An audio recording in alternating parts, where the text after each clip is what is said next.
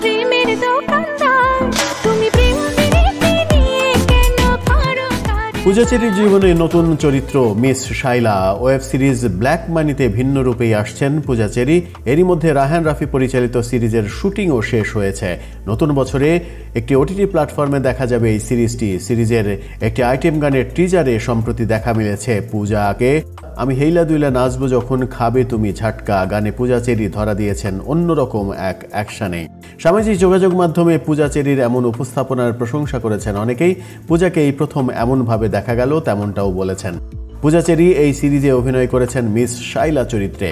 গণমাধ্যমকে তিনি বলেছেন, দীর্ঘদিন পর পরিচালক রায়হান রাফির কাজের মাধ্যমে পর্দায় ফিরছি। তার পরিচালিত হিট সিনেমা পোড়ামন 2-এ অভিনয় করেছি। প্রথমবারের মতো তার পরিচালিত ওয়েব সিরিজে অভিনয় করলাম, সেই কারণে ভয়টা পাচ্ছি। তিনি আরও বলেছেন, চিত্রনায়ক রুবেল সহ অনেকের সঙ্গে এই প্রথম কাজ করেছি। আশা করি দর্শকদের কাছে প্রশংসিত হবে কাজটি। সব মিলে খুব ভালো একটা কাজ হয়েছে।